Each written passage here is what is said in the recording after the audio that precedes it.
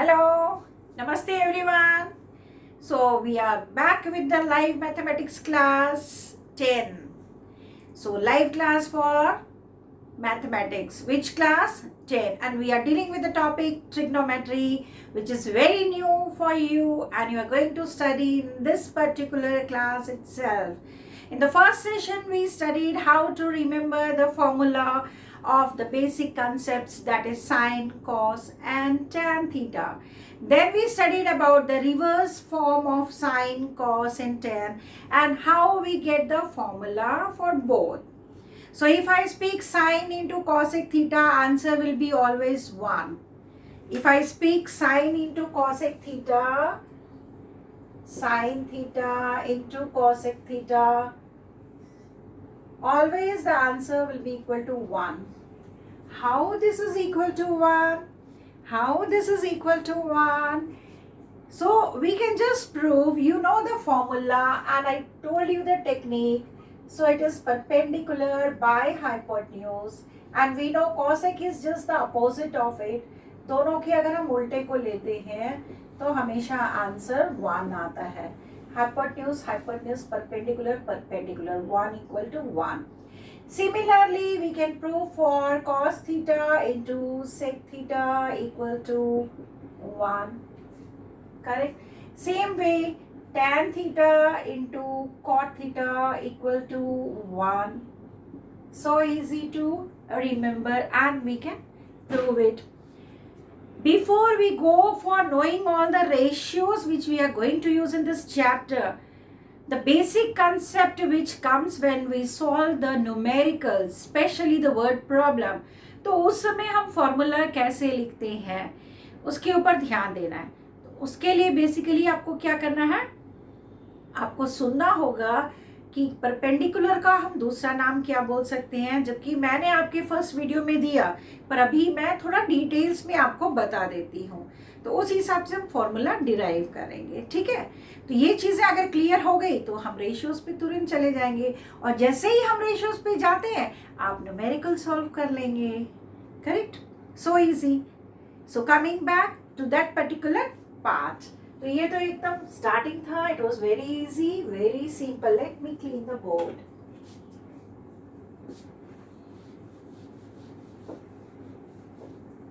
Just see here, I am drawing two right angles. आप देखो यहाँ पे मैं 2 राइट एंगल बना रही हूँ. ठीक है, A, B, C. This is my right angle. I am making one more right angle.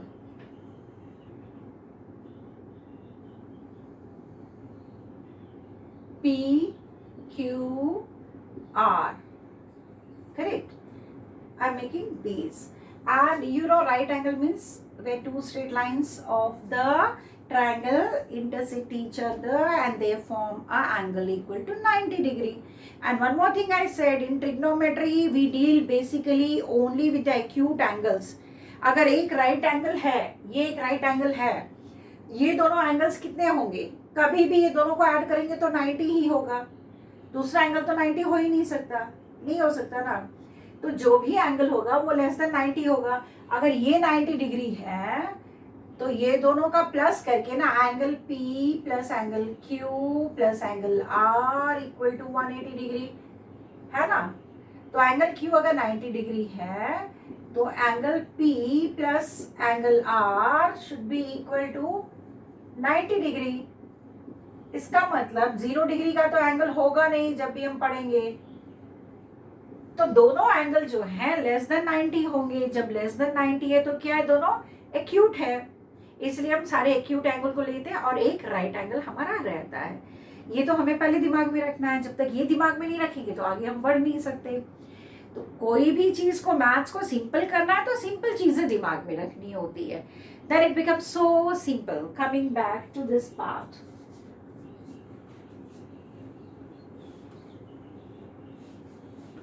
मैंने क्यों 2 लिया ट्रायंगल समझाने के लिए. अब देखो, अगर मैं एंगल सी की बात कर रही हूं, angle C is given to मी.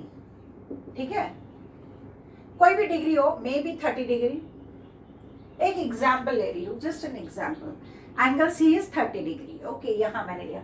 अब देखो ये एंगल सी का ये पॉइंट है ना. इस पॉइंट का ऑपोजिट पड़ता है ये लाइन. ये क्या पड़ता है?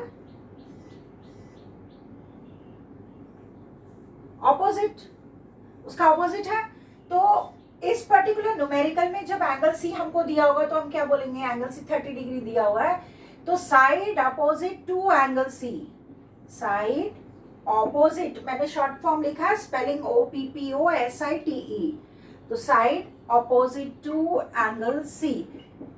ठीक है, ये इसका नाम क्या हो गया? परपेंडिकुलर. तो यहाँ परपेंडिकुलर नहीं लिखकर हम क्या लिखेंगे? Side opposite to angle C. ठीक है. और जो साइड इसके में लगी हुई रहती है, ये लगी हुई साइड है, तो ये हो गया ऑपोजिट साइड, और ये इसका हो गया एडजेसेंट साइड. ये इसका क्या हो गया? Adjacent side. तो side adjacent to angle C. Adjacent का स्पेलिंग आता है ना, ADJACENT, adjacent. Okay, so side adjacent to angle C. ये एक्चुअली किसको रिप्रेजेंट करता है? आपको पता है, ये बेस को रिप्रेजेंट करता है. अब देखो यहाँ मैंने क्या लिखा? Side opposite to angle C. अगर एंगल सी दिया हुआ है मुझे, ठीक है, एंगल सी दिया है, तो हम यहाँ परपेंडिकुलर का नाम क्या होगा? Side opposite to angle C. क्योंकि क्वेश्चन में होगा side opposite to angle C is this much. Okay, and side adjacent to angle C is this much. तो उस समय प्रॉब्लम आएगी, आखिर ऑपोजिट किसे कहते हैं, एडजेसेंट किसे कहते हैं. अगर हम ये समझ लिए, अब मुझे यहाँ पे साइन थीटा लिखना है, एक एग्जाम्पल दे रही हूँ, या टैन थीटा लिखना है. तो टैन थीटा जब मैं यहाँ लिखूंगी, तो थीटा का तो एंगल यहाँ पर हो गया 30 डिग्री. यहाँ पे फॉर्मूला आपने पढ़ा हुआ है परपेंडिकुलर बाय बेस. ये फॉर्मूला तो आपने पढ़ा. अब यहाँ परपेंडिकुलर नहीं लिखकर मैं क्या लिखूंगी? यहाँ परपेंडिकुलर नहीं लिखकर मैं क्या लिखूंगी? परपेंडिकुलर का नाम क्या है? Side opposite to angle C. तो यहाँ मैं लिखूंगी side opposite to angle C by. अब बेस नहीं लिखूंगी, क्या लिखूंगी? इसका नाम क्या है? Side adjacent to angle C. So I will write here side adjacent to angle C. दिमाग में रखेंगे परपेंडिकुलर बाय बेस ही, लेकिन यहाँ परपेंडिकुलर का नाम क्या हो गया? साइड ऑपोजिट, और ये साइड एडजेसेंट है ना एंगल सी का. तो ये हमें समझना है, क्योंकि बुक्स में एनसीईआरटी में भी मैक्सिमम एरियाज में आप देखेंगे, वहां पे मैक्सिमम जगह ऐसा लिखा होगा side opposite to angle C. तो हम तो फॉलो करते हैं एनसीईआरटी बुक, तो हमें उसको याद रखना पड़ेगा कि जब हमारा टाइम एंड डिस्टेंस या एलिवेशंस वाले क्वेश्चंस आएंगे, एंगल ऑफ एलिवेशन, तो उस समय लिखा होगा साइड एडजेसेंट. तो कंफ्यूज नहीं करना, पहले देखना एंगल कौन सा दिया है, उसका साइड एडजेसेंट की बात हो रही है, उसकी साइड अपोजिट की बात हो रही है, तो उस एंगल से साइड अपोजिट कहाँ होगा और साइड एडजेसेंट कहाँ होगा. तो ये फॉर्मूला दिमाग में तो रखेंगे हम, इसीलिए मैंने आपको फर्स्ट वीडियो में बहुत क्लियरली बोला था याद करने.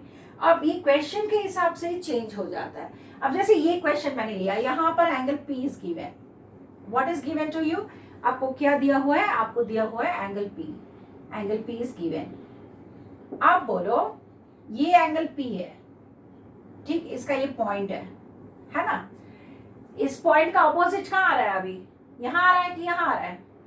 QR आ रहा है, QR आ रहा है अपोजिट, है ना, इस पॉइंट का अपोजिट. तो ये साइड अपोजिट हो गया, ये साइड कौन सा हो गया? ऑपोजिट हो गया. और इस पॉइंट से ये लाइन लगा हुआ है, तो यहाँ पर इसको हम साइड एडजेसेंट बोलेंगे. क्या बोलेंगे? Side adjacent. देखो चेंज हो गया, यहाँ मैंने लिखा था एडजेसेंट, यहाँ पर साइड एडजेसेंट ये हो गया, और साइड अपोजिट ये हो गया. यही साइड अपोजिट यहाँ पे साइड एडजेसेंट बन गया. कैसे बना साइड एडजेसेंट? क्या हार्ड है इसमें? यहाँ याद रखना ये कि यहाँ पर एंगल P दिया हुआ है, तो एंगल P का पॉइंट ये, इसका ऑपोजिट कौन सा साइड है? इसका ऑपोजिट ये साइड है, तो साइड अपोजिट हो गया. ये किसके ऊपर डिपेंड करता है? आपको हमेशा दिमाग में रखना है, ये हमेशा जो है किसके ऊपर डिपेंड करता है? एंगल कहाँ है, उस एंगल का अपोजिट. और इसी एंगल में ये सटा हुआ लाइन है, ये टच करता हुआ line, this line is touching it, तो जो टच करता है वो साइड एडजस्टेंट हो जाता है। तो ये साइड एडजस्टेंट हुआ था क्योंकि यहाँ एंगल सी था, यहाँ एंगल सी था, इसलिए इसका ये ऑपोजिट बन गया। और यहाँ पर P है, इसका ये साइड एडजस्टेंट बन गया। अब यहाँ पर अगर मुझे, फिर हम यहाँ पे लिख देंगे side opposite to angle P, जिसको हम परपेंडिकुलर कहते हैं। यहाँ पे भी मैंने लिखा था परपेंडिकुलर, तो side opposite to angle C, यानी कि ये AB हो गया, है ना। अगर हम ज्योमेट्री वे से जाते हैं तो उसको हम AB भी कह सकते हैं। Side adjacent to angle C, यानी कि ये हो गया BC, है ना। तो यहाँ पर भी हो गया, साइड ऑपोजिट हमने पहले लिखा, तो AB बाई BC आप इस तरह से लिखेंगे। इसका ऑपोजिट साइड ये है, इस साइड का नाम क्या है, साइड का नाम क्या है AB, और साइड एडजेसेंट जब मैं लिख रही हूँ इसका नाम क्या है BC। तो जब मैं tan थीटा लिख रही हूँ तो ये फॉर्मूला इस तरह से आ गया। हाइपोटेन्यूज का कोई नाम नहीं रहेगा, हाइपोटेन्यूज रहता है एंगल ऑफ एलिवेशन में, एंगल ऑफ डिप्रेशन में, every time it is like that. तो बेसिकली जहाँ चेंज होती है, आपको ये परपेंडिकुलर बेस को दिमाग में बिठा लेना है कि साइड एडजेसेंट कब होगा और साइड ऑपोजिट कब होगा, क्योंकि हम बार बार ये मिस्टेक करते हैं और इस मिस्टेक के कारण हम बोलते हैं trigonometry very very hard. It's not hard, just keep in mind which angle is given to you, कौन सा एंगल दिया है, उस एंगल का पॉइंट लो, उसका अपोजिट साइड देखो कौन सा, उसको साइड अपोजिट कहते हैं, और जो उस एंगल से लगा हुआ है वो साइड एडजस्टेंट हो गया। क्या हार्ड है, nothing is hard, everything is simple, it's way how you take it.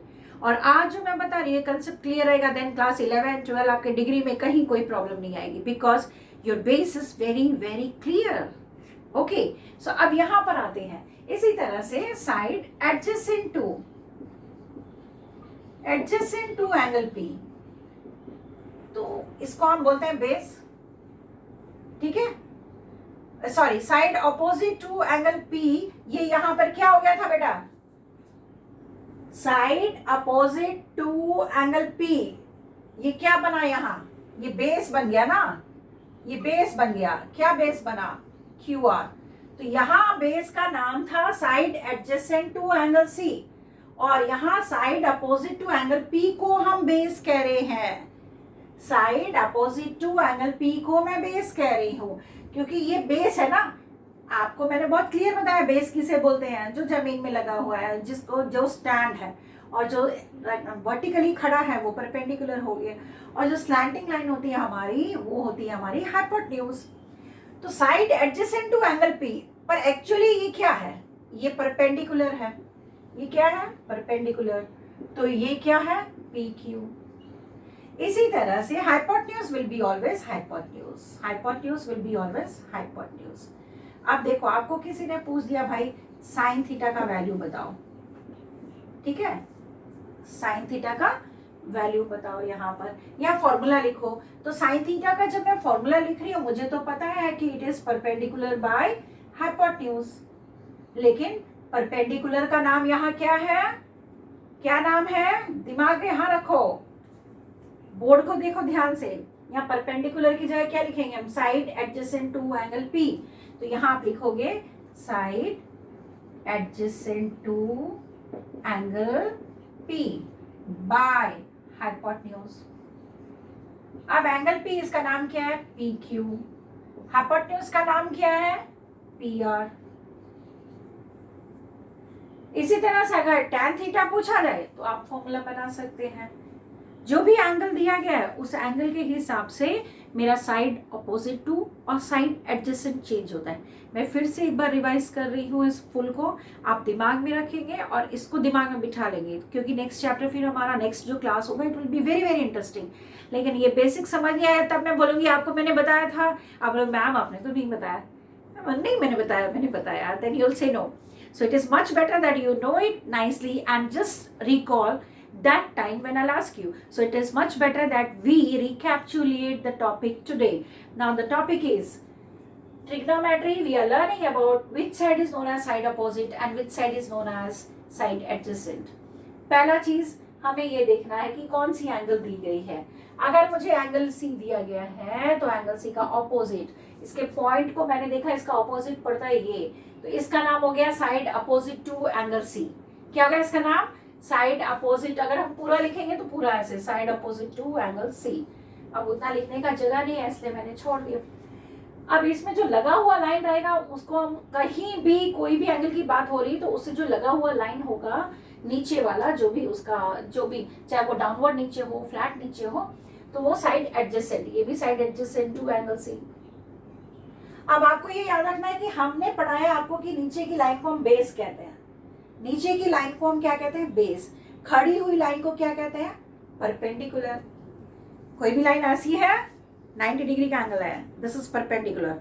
Line ऐसे है बेस, लाइन ऐसे है हाइपोटेन्यूज। चाहे ऐसे हो या इस हाथ से मैं ऐसे करूं, this is hypotenuse slanting one. Okay, तो मेरी एंगल अब मैंने ऐसे रखा, ठीक है, तो ये हाइपोटेन्यूज हो गया, ये परपेंडिकुलर हो गया, और जब मैंने ऐसे रखा दिस इज माय बेस। तो एंगल सी का ये साइड अपोजिट टू एंगल सी।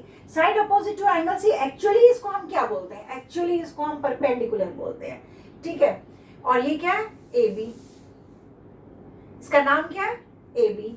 इसी तरह से जब मैं बोलती हूँ side adjacent to angle C, तो इसको एक्चुअली हमने क्या पढ़ा है? इसका नाम क्या है? बेस। पर इसका लेटर में क्या है? B C. मैंने बोला tan थीटा निकालना है 30 डिग्री, तो हम यहाँ पे वैल्यूज डालेंगे। हमें फॉर्मूला तो पता है परपेंडिकुलर बाय बेस, मैंने तो टेक्निक दिया था आपको, बताया था।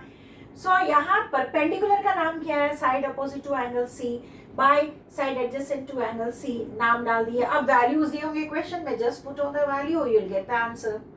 Gate the answer, so easy. वो भी मैं सिखाऊंगी आपको, मैं सिखाऊंगी। अब यहाँ मैंने लिया एक दूसरा ट्रायंगल पी क्यू आर, इसका 90 डिग्री यहाँ। अब मैंने ऊपर वाले एंगल को लिया, यहाँ नीचे वाले एंगल को लिया, यहाँ ऊपर वाले एंगल को। इसीलिए मैंने अलग अलग एंगल लिया कि आपको पता चले यही परपेंडिकुलर साइड अपोजिट भी बनता है, यही परपेंडिकुलर साइड एडजेसेंट भी बनता है।